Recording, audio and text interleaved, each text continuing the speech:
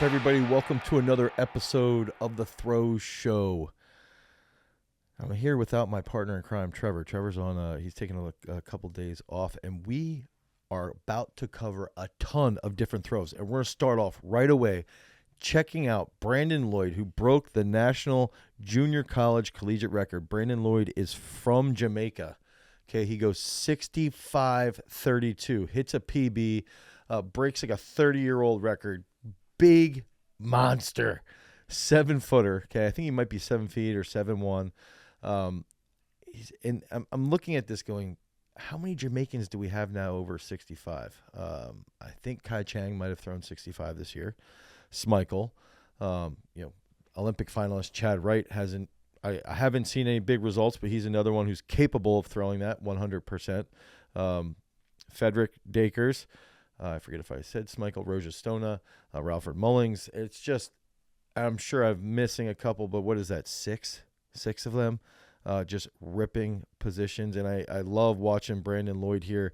Really, really nice controlled position out of Barton College out in Kansas, heading to Arizona State. And so it's just an absolute monster bomb. You can see nice right leg, get to the middle, holds that position on the finish, and slings it. So congrats to Brandon Lloyd breaking that incredible record. Then that's going to take us into another 20-year-old out of Germany. Steven Richter goes 65-88. So it sort of feels like Germany is really reloading with these younger guns. Great toss. A nice, I don't know if I'm reading some of the comments here. A nice position here, and I'm interested because of a lot of the Germans now, that the German discus throwers aren't these huge 6'9", 6'7" guys. I don't know how tall Richter is, but he's has more of like a traditional discus throw technique. Wide sweep, gets that right down, holds that left in the middle, turns on that really, really well. Great technique. And I think it's just awesome for a lot of these high school kids out there today to be able to see a 20-year-old going 65-88 and say, hey, guys, good movement patterns, lots of good consistent throws is going to lead to big bombs. All right, and that's going to take us right into one of the, I think, most impressive physical feats right now going on at the world-class level in track and field is the fact that Maggie Ewan goes 75-10, hits the world standard in the hammer throw. Okay. And we're going to see what she throws in the shot later on in this video. We're going to analyze that a little bit.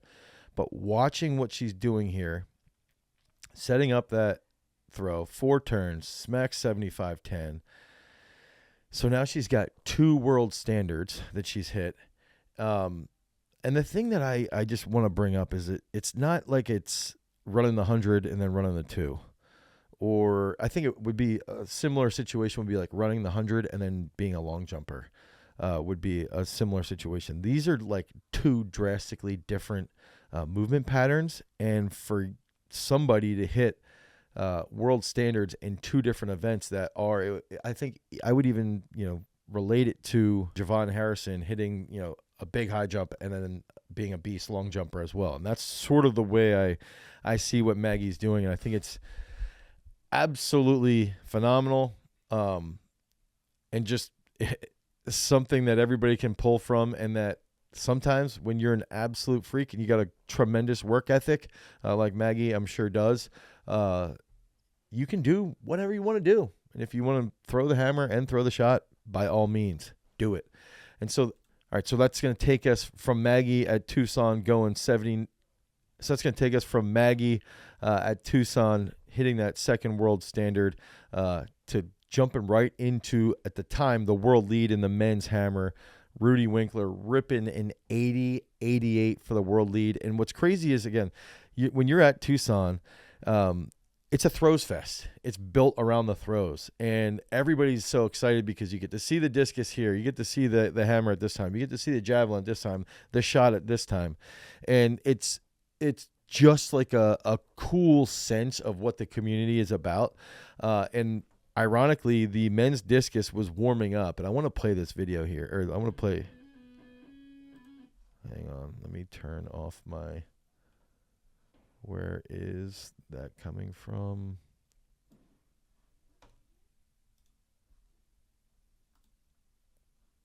Why was that playing? What is that playing out of? That's weird.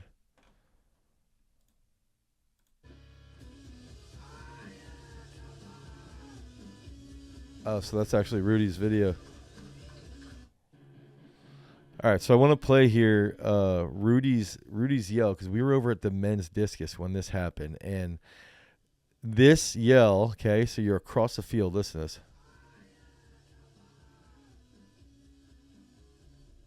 So you hear this, right? You just hear this guttural scream, and I want to say Alex, Sam, and Josh Sarachin look at each other, and Josh Cyro, he goes, that's got to be like 80, 60, I think is what he said. And it ends up being 80, 88. So it's like, it's one of those situations where it's so cool to be in that environment and to hear a big throw from Rudy. You know, congrats to him, attained that world lead at the time. And he's since gone over to Europe where he's had a couple big throws as well. And that takes us into the NCAA, the NCAA first round, where we have Tariq Ohagen, who's a freshman from Ole Miss, a freshman throwing 20.07, who's also just been on fire in the hammer.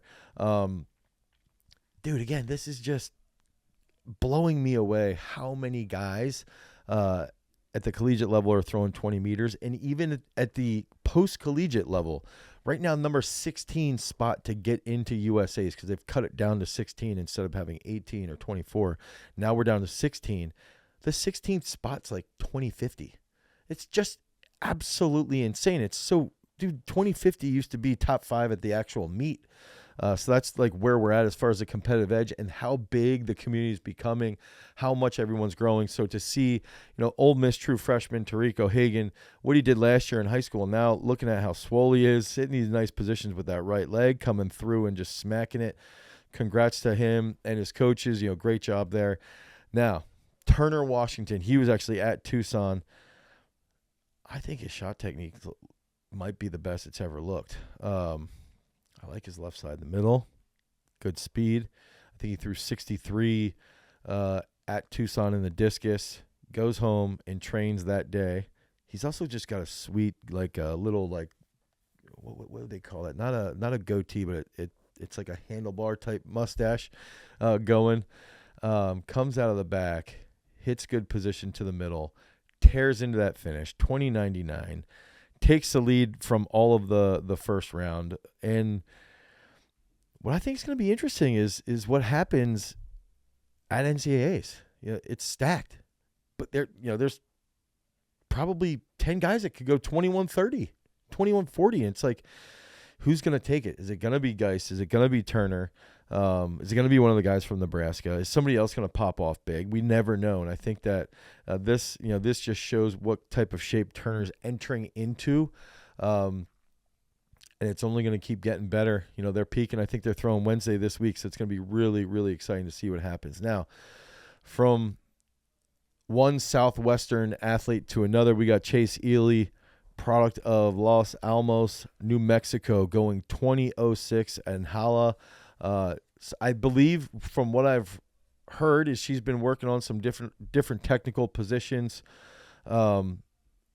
Looks smooth, looks consistent, hitting really good positions. She's got that world championship gear on right now. I think that's another cool thing that Nike does is if you're a world champ, they give you different gear from everybody else. And it's like, dude, that's so freaking cool. To get to wear that, you've got to be a badass. And also, I want to bring up here with Chase, if you look at Chase's left side, there she is signing autographs. If you look at Chase's left arm and then you remember back to what Turner is doing, I think it's pretty similar. Just a nice, slight delay on that left side to get that left leg down at the front and then just, boom, blowing that up. Congrats to Chase there. Going to be a crazy year. It's going to be an absolutely crazy year. I mean, it already is a crazy year too with the men's discus. Mikalo Select now going 67-75. And you look at his brother just went 64. They've got Gudzius who's going 68, I think, this year. And Mikalos looks, again, as normal, great form, good positions. Hornet Stadium record, which I believe the Hornets that's in Sacramento, if I remember correctly, Sac State.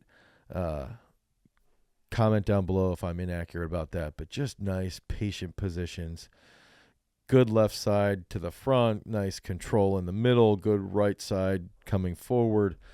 I would love to know what he thinks about technique-wise, what he just tries to accomplish, or is it more about feel? Is it more about rhythm? If you guys know, comment below. Let us know what you think about that. But you can just see, just tears into that finish. Nice throw. And what is there, like a 2 mile an hour breeze? There's no wind at all. It's totally dead, and he's just ripping 67, 75. What are the predictions for him at the NCAA comp? What's he gonna do? What's he gonna throw? And the thing is, Roja Stono threw 68. Like, he's got to be on. So I think we might see a 70-meter throw actually in the competition. I'm going to say Alekna goes 70 meters 11. Stona goes 67.45 to take second. That's going to be my prediction. Trevor's not here to make fun of me. All right, so here we've got Alex Rose demonstrating to Cyro what's happening in the circle. The ring was a bit wet. You got to make some adjustments. One thing I'll say about Alex is he doesn't make adjustments.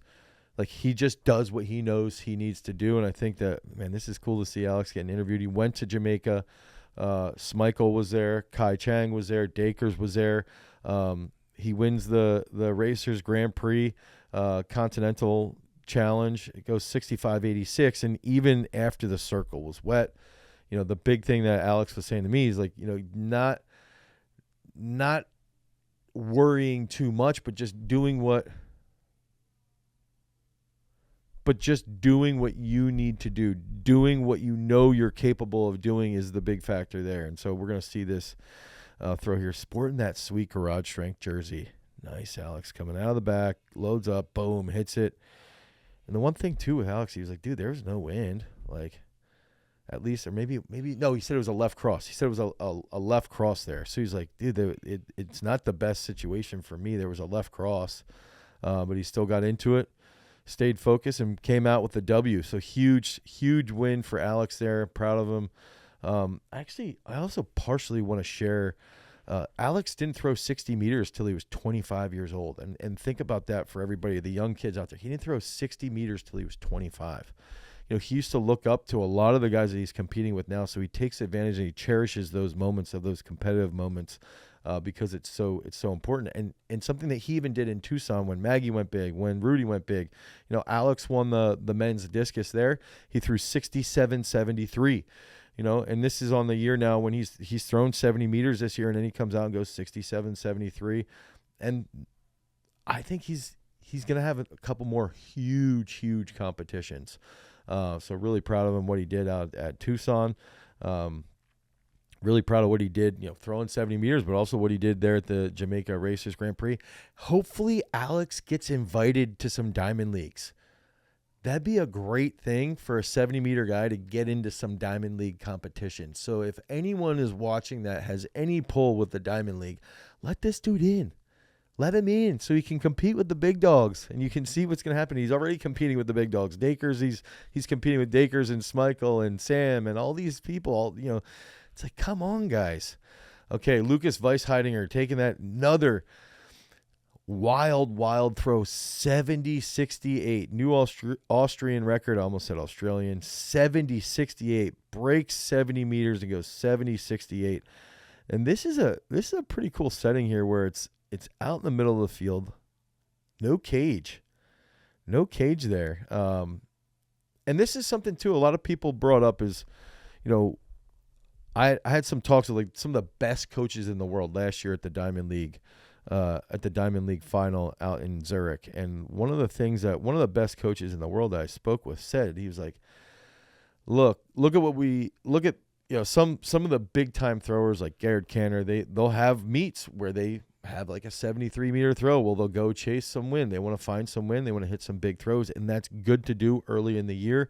You want to get those big throws out there, build some confidence, put some heat on your opponents, and then dial that into consistency inside of the stadium. So I think that that's something that a lot of us out there that aren't on that elite level, we should start to think about, because it can have a pretty big impact as the season goes on. Now, you can't really do that in the shot when you're thinking about big huge throws, right? In the shot, you've got to just come out and ball. There's not much of an impact from the wind. And if you looked at the LA Grand Prix, I would argue it was possibly the toughest shot competition of all time. Easily the second toughest shot competition of all time. Toughest probably being Doha. I want to compare Doha's top 8 to the LA Grand Prix. But when we were in Tucson, our thrower Mustafa Hassan threw 2094 and twice and got 8th place in Tucson. And so I knew a lot of those guys were going to be leaving Tucson and going out to the LA meet. And when they're out at the LA meet, you see Tom Walsh goes 22 meters. Chuck goes like 2160, an equity. Munoz goes 2180. Peyton Otterdahl goes 2199. I'm trying to think who else is there. And then obviously Crouser, what he did. But one of the things that's absolutely great with Otterdahl's, he was banged up for a while after the Olympics. He was hurt. And now he's coming back into form, 2199, just through 2168 in Nashville. And so what we've got to think about is it takes a while. You get hurt, you can make those good comebacks. So younger athletes, younger throwers, keep that in mind. Someone like Peyton Otterdahl, one of the best to do it in the U.S., has dealt with those issues and keeps moving forward and keeps making those technical gains. And I just like what he's doing here. I like his control in the middle. I like the speed of his left leg. I think he's starting to really hit the finish even more. And we've got to remember back to how he made that team, just a crazy, crazy round. What was it, round 5 and round 6 to make the Tokyo team. And I think we're going to see now there's 6 or 7 guys that are 22-meter guys in the U.S., and that's taking us right into Roger Steen. I think Ethan Dabbs got this footage, but we also have some sweet footage of his 22-meter throw. Sorry, I was watching the technique there. And so there's Raj. Just one thing that I did a technical analysis of Roger's throw, and I wanted to point this out to everybody. Okay, another thing to learn from these top-level guys. We talked about Peyton. And Peyton was in great form in Tucson as well. But when you look at Roger's throw, that 2208, right? This is a dude who was a D3 shot putter, okay? He had an 18 mid, 1880, I think was his PR at the D3 level. He had to grind for 7-8 years after that. I think he just turned 30, if I remember correctly. He's just continuously making good progress.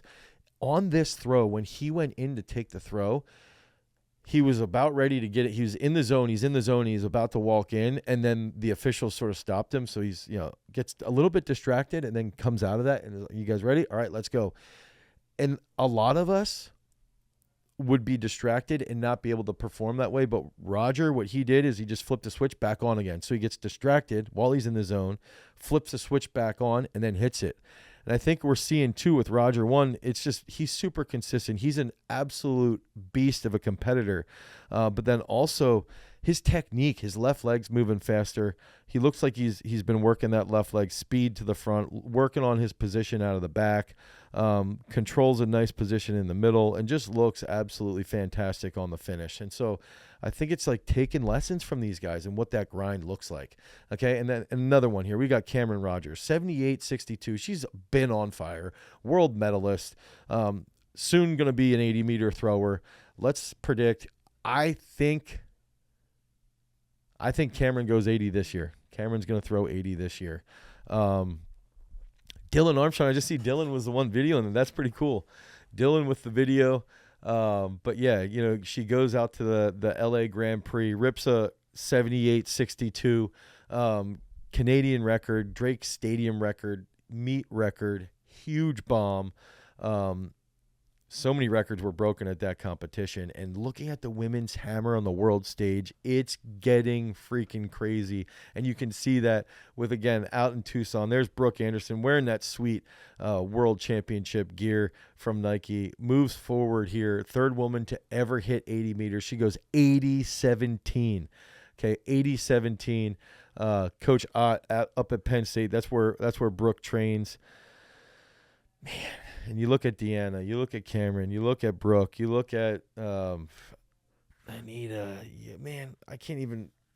Janaea, geez, I'm trying to go through everybody. It's just crazy how deep the event is.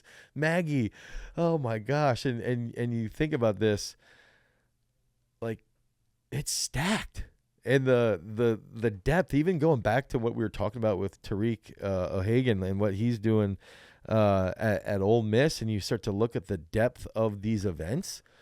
It's so fun to see the competitive level just getting so crazy intense, and then looking at that with the women's shot. I mean, here in this meet on the women's side, I believe the LA Grand Prix was 100%, maybe not 100%, but I think could be argued the best women's shot comp of all time, possibly. Maggie goes out and hits the third furthest shot throw in women's history in the U.S., 2045. She goes over 20 meters twice. Chase has gone over 20 meters. Jessica Ramsey's gone over 20 meters. Raven over 20 meters. These are all active throwers. And so we're going to see, I think these chicks are going to start pushing 21. And I'm interested, what's going to happen 5 or 6 years from now when we have more of these women that spun in high school? What are we going to see happening long term?